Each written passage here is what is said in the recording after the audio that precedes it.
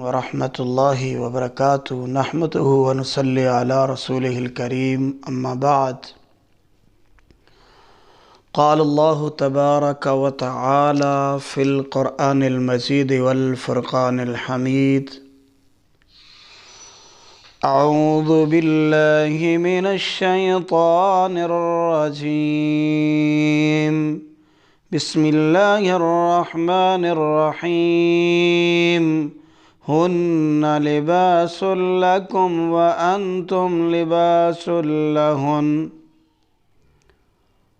وہ تمہارا لباس ہیں اور تم ان کا لباس ہو۔ محترم بھائیو، قرآن مجید فرقان حمید کی یہ آیت جس کا کچھ حصہ میں نے آپ کے سامنے تلاوت کیا ہے، اس کے اندر خالق کائنات، مالک کائنات جو میرا اور آپ کا رب ہے، وہ فرماتے ہیں کہ تم اپنی بیویوں کا لباس ہو اور وہ تمہارا لباس ہیں۔ تو میرے بھائیوں، آج میں آپ کے سامنے ایک مسئلہ بیان کرنے والا ہوں۔ ہمارے معاشرے کے اندر چونکہ جہالت ہے، ظلمت ہے، اندھیرا ہے، عرف عام کے اندر یہ بات بہت ہی زیادہ مشہور و معروف ہے کہ جب بیوی فوت ہو جائے تو خاوند اس کا چہرہ نہیں دیکھ سکتا، اس کے قریب نہیں آ سکتا، بلکہ بعض علاقوں میں تو انتہائی جہالت ہے کہ خاوند کو کہتے ہیں کہ تم دور چلے جاؤ، یہاں جنازہ رکھا ہوا ہے۔ باقی سارے لوگ اس کا منہ دیکھتے ہیں جن کو بالکل دیکھنے کی اجازت نہیں ہے، نہ زندگی میں نہ زندگی کے بعد، لیکن جس کے لیے اجازت ہے اس کو جو ہے وہ دور بھگایا جاتا ہے۔ تو اللہ پاک نے کیا فرمایا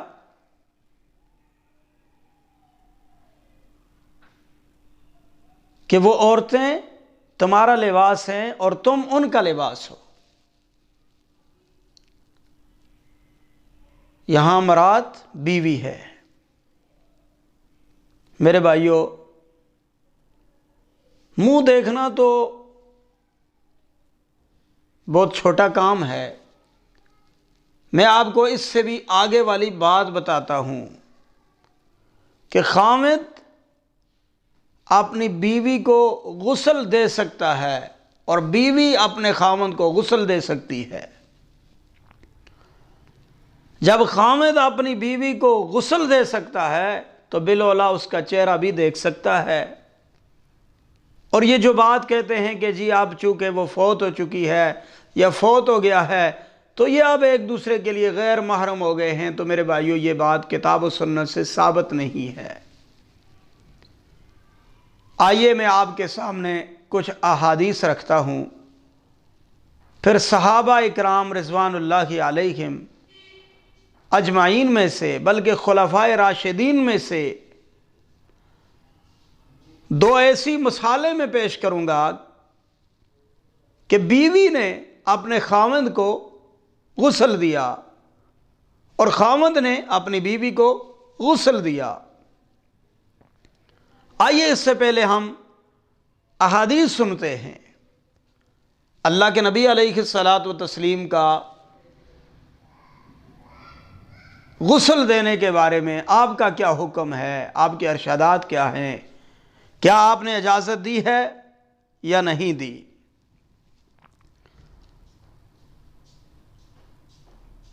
سنن ابن ماجہ کے اندر یہ باب جو ہے وہ باندھا گیا ہے۔ کیا باب ہے؟ باب ما جاء فی غسل الرجل امرأتہ وغسل المرأة زوجہا۔ اس چیز کا باب کہ بندہ خاوند اپنی عورت کو غسل دے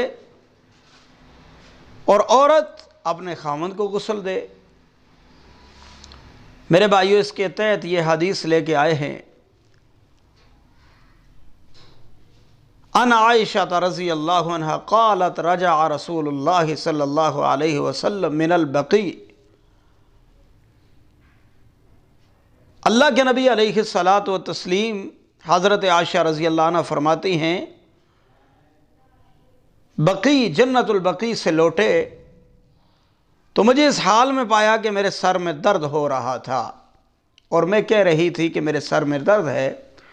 اللہ کے نبی علیہ الصلاۃ والتسلیم نے فرمایا میرا سر، میرا درد، جس طرح خامد اپنی بیوی سے اظہار محبت کرتا ہے کہ تمہارے سر میں درد نہیں ہے، بلکہ یہ تمہارا درد نہیں ہے، یہ میرا درد ہے۔ اس کے بعد اللہ کے نبی علیہ الصلاۃ والتسلیم نے فرمایا تمہیں پریشان ہونے کی ضرورت نہیں ہے، اگر تم میری زندگی میں فوت ہو گئی، اللہ کے نبی علیہ الصلاۃ والتسلیم کے حکم پر، ارشاد پر غور فرمائیے۔ آپ نے فرمایا پریشان ہونے کی ضرورت نہیں ہے، اگر تم مجھ سے پہلے اس دنیا سے چلی گئی تو میں تمہیں غسل دوں گا۔ سب سے پہلی جو بات ہے وہ کیا ہے؟ میں تمہیں غسل دوں گا اور میں تمہیں کفن دوں گا۔ وصلیت علیک، میں تمہارا نماز جنازہ پڑھاؤں گا۔ اللہ کے نبی علیہ الصلاۃ والتسلیم کیا فرما رہے ہیں؟ حضرت عائشہ رضی اللہ عنہا سے سنن ابن ماجہ راوی حدیث حضرت عائشہ رضی اللہ عنہ خود بیان فرما رہی ہیں اگر تم مجھ سے پہلے اس دنیا سے چلی گئی تو میں تمہیں غسل دوں گا، میں تمہیں کفن دوں گا۔ حضرت عائشہ رضی اللہ عنہ نبی علیہ الصلاۃ والتسلیم کی بیوی ہیں، حضرت ابو بکر صدیق رضی اللہ عنہ کی بیٹی ہیں، تو آپ اپنی بیوی سے کیا فرما رہے ہیں کہ آپ فوت ہو گئی تو میں تمہیں غسل دوں گا، تمہیں کفن دوں گا۔ اس سے یہ بات ہمیں سمجھ آتی ہے کہ خامد فوت ہونے کے بعد، بیوی کے فوت ہونے کے بعد اسے غسل بھی دے سکتا ہے اور اسے کفن بھی دے سکتا ہے اور اس کا جنازہ بھی پڑھا سکتا ہے اور اسے دفن بھی کر سکتا ہے، چونکہ اس حدیث کے اندر 4 باتیں موجود ہیں۔ میں تمہیں غسل بھی دوں گا، تمہیں کفن بھی دوں گا، تمہارا جنازہ بھی پڑھاؤں گا اور تمہیں دفن بھی کروں گا۔ اب آئیے میرے بھائی، اہل سنت والجماعت کا موقف یہ ہے، بریلوی دیوبندی اہل الحدیث، کہ انبیاء کے بعد سب سے افضل اگر کوئی شخصیت ہے تو سیدنا ابو بکر صدیق رضی اللہ عنہ ہیں۔ سیدنا ابو بکر صدیق رضی اللہ عنہ کو غسل دینے والوں میں ان کی بیوی حضرت اسماء بنت امیس رضی اللہ عنہا بھی شامل ہیں۔ اس سے ہمیں کیا پتہ چلا کہ بیوی اپنے خاوند کو غسل دے سکتی ہے۔ اسی طرح اگر غور اور فکر کیا جائے، مطالعہ کیا جائے تو میرے بھائیو یہ بات ہمیں سمجھ آتی ہے کہ جس طرح بیوی اپنے خاوند کو غسل دے سکتی ہے، اسی طرح خاوند بھی اپنی بیوی کو غسل دے سکتا ہے۔ جس طرح کہ بڑا مشہور و معروف واقعہ ہے کہ خاتون جنت اللہ کے نبی علیہ الصلاۃ والتسلیم کی پیاری بیٹی حضرت حسن و حسین رضی اللہ عنہ کی اماں جان اور جنت کی عورتوں کی سردار حضرت فاطمہ الزہرا رضی اللہ عنہا جب اس دنیا فانی سے رخصت کر گئی تو آپ کو غسل حضرت علی رضی اللہ عنہ نے دیا۔ میرے بھائیوں، سب سے پہلے میں نے آپ کے سامنے حدیث پیش کی سنن ابن ماجہ سے، جس میں یہ الفاظ ہیں کہ میری پیاری بیوی پریشان ہونے کی ضرورت نہیں ہے، تو فوت ہو گئی تو میں تجھے غسل دوں گا، کفن دوں گا اور تیرا جنازہ پڑھاؤں گا اور تجھے دفن کروں گا، جس سے ہمیں یہ بات سمجھ آ گئی کہ خامد اپنی بیوی کو غسل بھی دے سکتا ہے، کفن بھی دے سکتا ہے، جنازہ بھی پڑھا سکتا ہے، دفن بھی کر سکتا ہے۔ اور اس کے بعد مثالیں میں نے آپ کے سامنے رکھی کہ بیوی اپنے خامد کو غسل دے سکتی ہے، جس طرح سیدنا ابو بکر صدیق رضی اللہ عنہ کو ان کی بیوی اسماء بنت امیس رضی اللہ عنہ نے غسل دیا، اور خامد اپنی بیوی کو غسل دے سکتا ہے جس طرح حضرت علی رضی اللہ عنہ نے اپنی بیوی حضرت فاطمہ الزہرا رضی اللہ عنہا کو غسل دیا۔ اگر مرنے کے بعد بیوی یا خامد غیر محرم ہو جاتے ہیں، یعنی ان کا کوئی رشتہ نہیں رہتا، تو میرے بھائی پھر تو غسل کس طرح دے سکتے ہیں؟ تو اس سے ہمیں یہ بات سمجھ آئی کہ خامد کو اپنی بیوی کو غسل دینا چاہیے۔ فائدہ کیا ہے؟